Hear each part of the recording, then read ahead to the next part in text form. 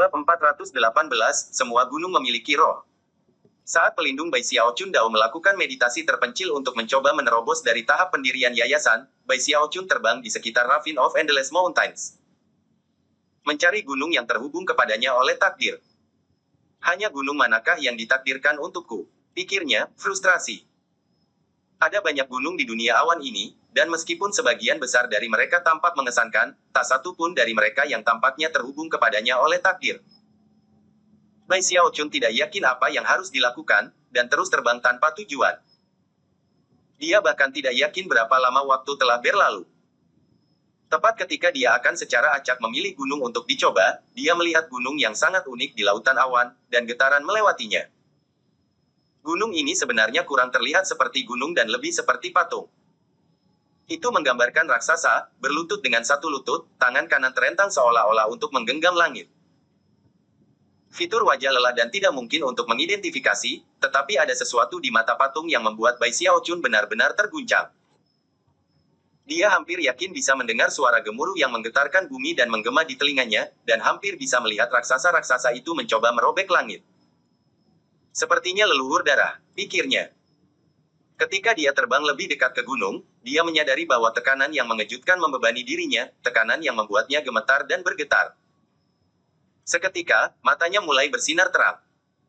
Mungkinkah gunung ini yang terhubung denganku dengan takdir? Jika tidak, lalu mengapa aku mulai merasakan tekanan setelah melihatnya? Itu membuktikan bahwa benda itu terhubung denganku oleh takdir, kan? Bersemangat, dia terus terbang lebih dekat ke patung. Pada saat itulah kura-kura kecil itu tiba-tiba menjulurkan kepalanya keluar dari tas Bai Xiao Chun yang dipegang dan bergumam dengan jijik, takdir. Ya benar, patung ini berada di tengah-tengah dimensi ini, siapapun yang mencapai titik ini akan merasakan tekanan, selama mereka masih hidup. Jangan biarkan imajinasimu menjadi liar, Little Bai. Kamu diam, Bai Xiao Chun menyalak dengan marah. Mengabaikan kura-kura kecil itu, dia terbang lebih dekat ke patung itu sampai dia bisa turun ke tangan yang terbuka. Pada titik ini, dia merasa lebih dari sebelumnya bahwa patung itu mirip dengan leluhur darah, jadi dia dengan cepat duduk bersila untuk bermeditasi. Patung ini dan aku pasti terhubung dengan takdir. Pasti. Dengan itu, ia melanjutkan untuk menumbuhkan mantra gunung hidup dengan tekad penuh dan sepenuhnya. Keesokan harinya, dia membuka matanya dan merasa tertekan untuk menemukan bahwa meskipun telah menghabiskan seluruh waktu mencoba berbaur dengan gunung, tidak ada reaksi sama sekali. Semua gunung memiliki roh, pikirnya, menggelengkan kepalanya. Dengan itu, dia memejamkan mata dan menghabiskan 3 hari mencoba memecahkan misteri. Namun, satu-satunya hasil adalah dia menjadi lebih tertekan. Apakah itu benar-benar memiliki semangat? Pikirnya. Aku tidak merasakan apa-apa. Dia berpikir sedikit lagi untuk mencoba memunculkan beberapa ide lagi, dan kemudian menutup matanya untuk mencoba lagi. Waktu berlalu. Pada titik tertentu, ia kehilangan jejak tentang berapa banyak upaya yang telah ia lakukan, namun terlepas dari semua itu, ia tidak memicu reaksi tunggal dari patung itu. Namun, berkat tekadnya yang tak tergoyahkan, ia akhirnya mulai memperhatikan beberapa tren, dan segera, sesuatu seperti berbagai lapisan fluktuasi muncul di benaknya. Namun, itu tidak menyelesaikan masalah sepenuhnya, jadi Bai Xiao Chun mengertakkan giginya lebih keras dan terus bekerja. 2 bulan kemudian, Song Ke muncul dari fasilitas meditasinya yang terpencil di Sky Quarter Rainbow, disertai dengan gemuruh-gemuruh. Pada saat yang sama, aura formasi inti berkeliaran ke segala arah, menyebabkan awan berputar, dan menarik banyak perhatian dari orang-orang di daerah tersebut. Peluit berteriak terdengar ketika Song Ke terbang ke udara, mata berbinar seperti bintang-bintang, tubuh bersinar seperti harta. Kekuatan basis kultivasi berdesir darinya, tekanan formasi inti, sudah cukup untuk merobek langit dan bumi. 8 laut spiritual mengkristal sekarang ada di dalam dirinya, yang telah membentuk bersama menjadi inti bumi. Inti bumi yang terbentuk dari 8 lautan spiritual memberinya kekuatan dan kekuatan yang membuatnya menjadi salah satu yang paling kuat di antara para ahli formasi inti. Ini adalah hari yang aku tunggu-tunggu. Akhirnya, Core Formation. Song Ke memalingkan kepalanya dan tertawa terbahak-bahak. Bai Xiao Chun, dia menyatakan dengan gembira, aku akan segera melewatimu. Mata bersinar dengan antisipasi, dia terbang kembali ke gua abadi untuk menstabilkan basis kultivasinya. Tidak lama setelah Song Ke mencapai formasi inti, Chen Manyao dan Master God Diviner juga berhasil. Jika peristiwa ini terjadi kembali di sekte penangkal sungai, itu akan menarik sedikit perhatian, tetapi di sekte polaritas langit berbintang langit, para pembudidaya inti formasi relatif umum. Tentu saja, itu masuk akal mengingat seberapa besar sekte itu, dan bagaimana ia mengendalikan semua dunia budidaya timur. Itu adalah sekte di mana segala macam ahli yang kuat berkumpul, dan dengan demikian, pembudidaya inti formasi sepele bukan apapun yang orang akan membayar banyak perhatian. Hanya setelah mencapai tahap Naschen Soul seseorang dapat dianggap cukup kuat untuk mendominasi lokasi lain di dunia budidaya timur. Terlepas dari kenyataan bahwa mencapai formasi inti bukanlah masalah yang sangat besar di sekte ini, Master God Diviner dan Chen Manyao sama-sama sangat bersemangat. Sementara itu, kembali di Ravine of Endless Mountains, Bai Xiaochun dengan sedih melanjutkan pekerjaannya di atas patung besar. Kenapa itu tidak berhasil? Setengah bulan berlalu, dan Bai Xiaochun berada di ambang kehancuran mental. Hingga saat ini, semua upaya untuk berbaur dengan gunung telah berakhir dengan kegagalan, dan satu-satunya kemajuan yang ia lakukan adalah mampu merasakan roh gunung di dalamnya. Kalau begini terus, butuh waktu lebih dari 100 tahun untuk menyelesaikannya dengan benar. Bai Xiaochun hampir menjadi gila. Setelah tiba di sekte polaritas langit berbintang, ia telah melakukan sedikit penyelidikan, dan tahu bahwa Living Mountain Incantation adalah salah satu dari 300 sihir rahasia sekte itu. Tidak hanya itu benar-benar terdaftar dalam top 10. Dari zaman kuno hingga sekarang, hanya beberapa orang yang pernah berhasil mengolahnya, dari mana kesulitannya dapat dilihat. Meskipun beberapa orang berhasil dalam hal itu segera, ada orang lain yang tidak pernah berhasil bahkan seumur hidup. Lupakan saja, ini terlalu sulit. Tertekan, dia bangkit, memandang ke bawah ke gunung seperti patung di bawah kakinya, dan kemudian memberikan sedikit harum. Bahkan jika aku tidak bisa menggunakan Living Mountain Incantation ini, itu tidak masalah. Aku masih memiliki kerajaan Water Swarm dan kekuatan gravitasi dan tolakan.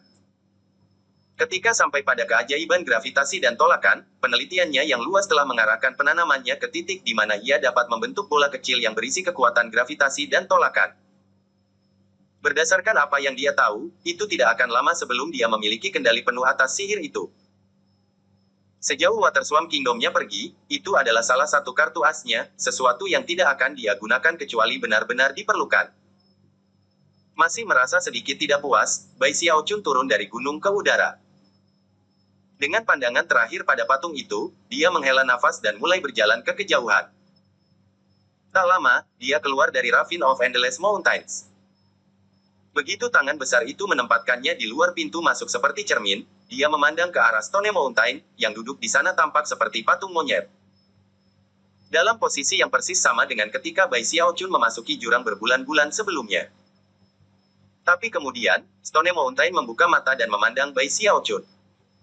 Tidak ada yang pernah berhasil menyatu dengan gunung pada upaya pertama mereka. Bahkan orang dengan bakat laten yang luar biasa biasanya perlu 10 kali percobaan. Untuk menyatu dengan gunung, lupakan dulu dirimu, lalu lupakan gunung. Ketika kamu bangun, kamu akan menjadi gunung, dan gunung itu akan menjadi kamu.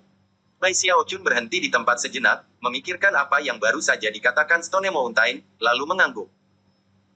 Menggenggam tangan, dia membungkuk dan kemudian pergi. Kembali di guanya yang abadi, dia duduk bersila dan bermeditasi sedikit lebih lama dari apa yang baru saja diberitahukan padanya.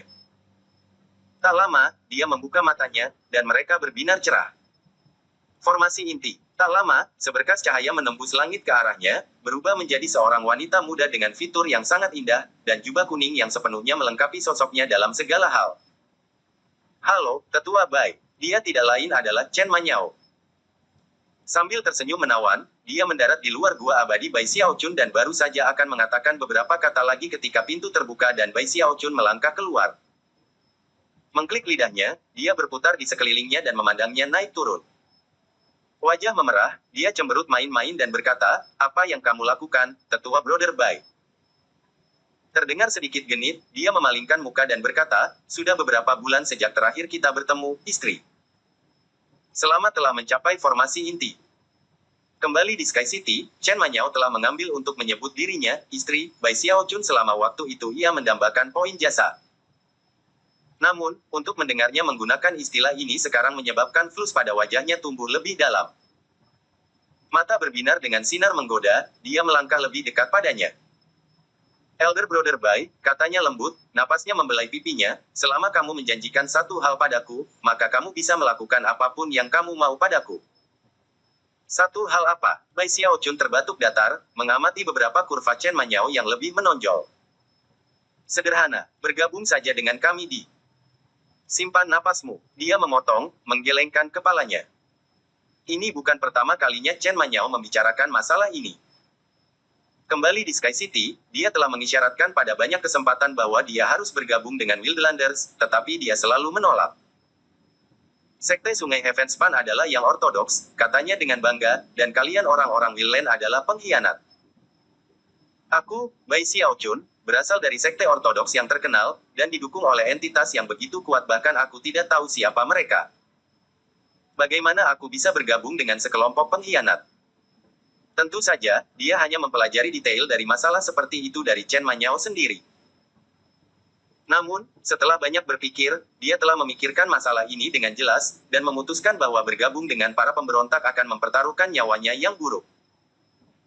Mungkin suatu hari kamu akan berubah pikiran, kata Chen Manyao dengan sedikit senyum, seolah-olah dia tidak keberatan sama sekali bahwa dia menolaknya. Dengan itu, dia mengubah topik pembicaraan. Oh, benar, Tetua Brother Bai, alasan aku datang ke sini hari ini adalah karena aku memiliki beberapa petunjuk tentang Duling Fei.